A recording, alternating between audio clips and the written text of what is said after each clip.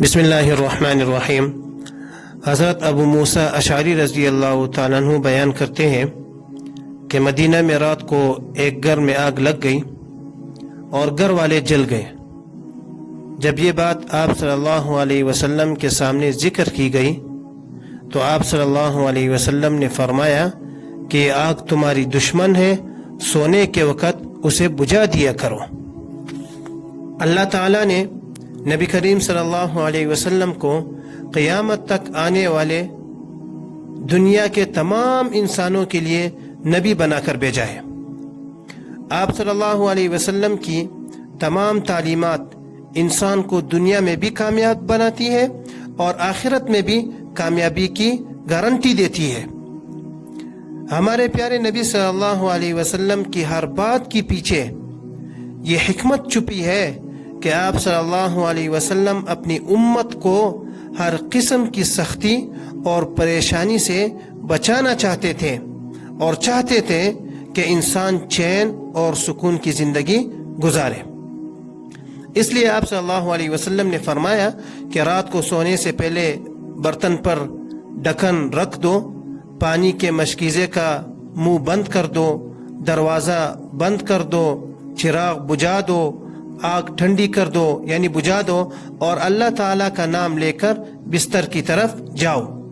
اور فرمایا کہ آگ انسان کی دشمن ہے، دنیا میں بھی جلاتی ہے، اور اگر انسان کے اعمال برے ہوئے تو مرنے کے بعد بھی جلائے گی، اس لیے سونے سے پہلے آگ بجھا دینا چاہیے۔ تو دیکھیں، ان تمام احادیث سے پتہ چلتا ہے کہ رات کو سونے سے پہلے ہیٹر بند کرنا، آگ کو بجھانا، یہ صرف احتیاط ہی نہیں ہے بلکہ آپ صلی اللہ علیہ وسلم کی پیاری سنت ہے۔ اگر کوئی ہیٹر وغیرہ بند نہیں کرے گا تو وہ نبی کریم صلی اللہ علیہ وسلم کی سنت کی خلاف ورزی کرنے والا شمار ہوگا۔ ہمیں اپنی حفاظت خود کرنی ہوگی، کیونکہ حکومت نے تو اپنا قصور ماننا ہی نہیں ہے۔ ان کو تو کوئی فرق ہی نہیں پڑتا کہ کسی مسلمان کی جان جائے، وہ کہتے ہیں جان جائے تو جائے، کوئی فرق نہیں پڑتا۔ کچھ دن پہلے میں مدرسے سے نکلا، مجھے میرا ایک شاگرد ملا۔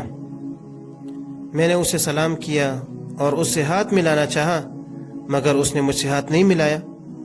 میں نے کہا کیا ہوا، کیا آپ ہاتھ نہیں ملا رہے ہو؟ کہا استاد جی، کل رات کو میری آنکھ لگ گئی تھی اور میں گیس بند کرنا بھول گیا تھا۔ صبح نماز کے وقت جیسے ہی میں نے تیلی جلائی تو ایک زوردار دھماکہ ہوا جس کی وجہ سے میرے ہاتھ جل گئے۔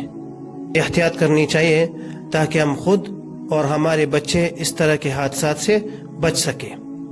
امام طبری رحمۃ اللہ علیہ فرماتے ہیں کہ اگر انسان گھر میں اکیلا ہو تو اس پر لازم ہے، ضروری ہے کہ وہ سونے کے وقت آگ وغیرہ کو بجھا دے، اور اگر گھر میں کئی افراد ہوں تو ان میں سے کوئی بڑا اس ذمہ داری کو پوری کرے، اور سب سے زیادہ لازم اور ضروری اس آدمی پر ہے جو سب سے آخر میں سونے جائے، یعنی جو سب سے آخر میں سونے جائے اس پر ضروری ہے، لازم ہے کہ وہ وال وغیرہ بند کر دے اور آگ وغیرہ بجھا کر سوئے۔